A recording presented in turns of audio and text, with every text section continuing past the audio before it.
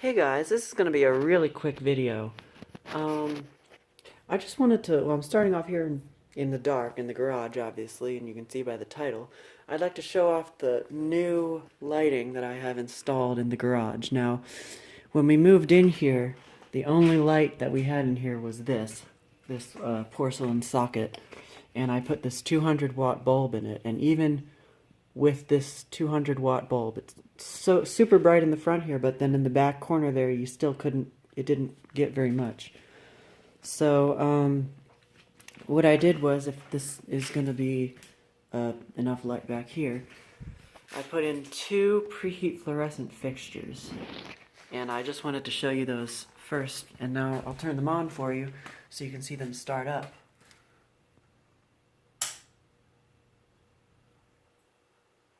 So they start up.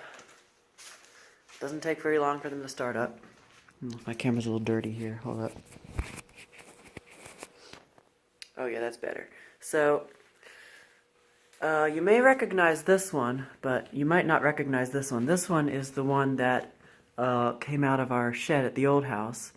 I actually had it sitting up on top of that wooden thing, temporarily plugged into that power strip there for a while. And this one here is actually one that I've had for about a year, I think. It's a little shop light. It takes two 24-inch F20 tubes. I don't know the tube sizes that much. What are these?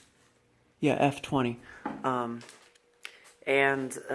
I just went out and got new tubes for it just this weekend. So I have had it, but I haven't had any tubes. But you know, it had the starters and everything, and I assumed it worked. I pulled this out of the scrap at the restore. So I saved that one, and then that one I took with me from the old house. So that one's still got its original tube in there, original since at least before 2001 when we moved in. It's a Sylvania tube, and those are 2 GE tubes. But yeah, it wasn't too difficult to install these. Actually, the hardest part probably was drilling into this ceiling here. Now, I don't know what material this is. It's not cinder block like that wall there, and it's not concrete like that wall. I have no idea what this is. I think what it might be is like, there's rebar, if you look really closely, like over there, I think. Well, you can't really see it that well. Let me see.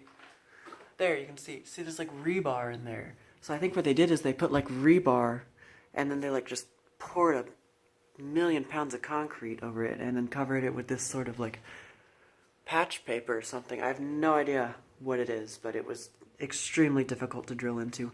That one I didn't have too much trouble with. I got that one right up. This one, you can see all my holes that I tried drilling. I just didn't work. There's like an anchor sticking out of the ceiling, so yeah.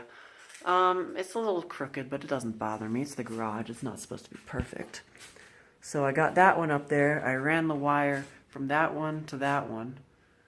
The spacing of that hole in the side is really awkward. It's right on top of the socket, and it's just the socket like is in the way, so it was really difficult. But I got it in there enough so that the starter can still come out if I need to change the starter. And then it goes to the other side. I punched out the knockout there. That one was a little bit better because there's no starter on this side. And then the wire just runs back here and over the duct and then into the side of the existing box with the porcelain socket on it. So I think for now this is really good. I would like to put another fixture right here and just eliminate the porcelain socket altogether. I think if I get another preheat strip, I think one like that maybe. If there's one that shows up at the restore, it doesn't have to be preheat, it just has to be a strip like that. A slimline, that's what those are called. But I think that would be really good to, and it would definitely be able to clear the garage door. So yeah. But I think until then, I think the next project that I want to work on is getting the exterior spotlight, which you can't really see. The exterior spotlight that's right up there, replaced and with something that is to code, not a cord hanging out of the side of the wall and going to a socket literally mounted on a bracket. So I want to get that replaced with something that's much more up to code and doesn't look so ghetto. And I want to bring another wire somehow through here that has constant power and tie into this box and then have that light on all the time and then put a motion light out there. Or a sensor light, actually, doesn't matter.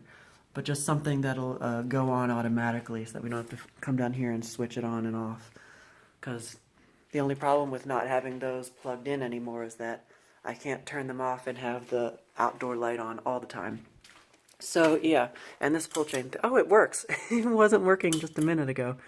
I was going to say this pull chain thing doesn't work, so I just use it as a plug thing, but I guess it just started working.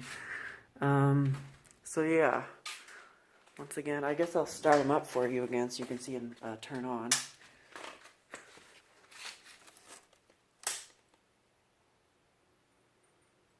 But that was a good one.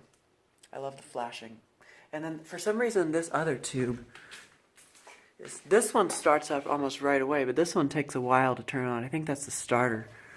I do have extra starters, so if one of the starters goes bad, that's not a problem. And of course the switch that's in here is the snapper and outlet from the old shed at the old house.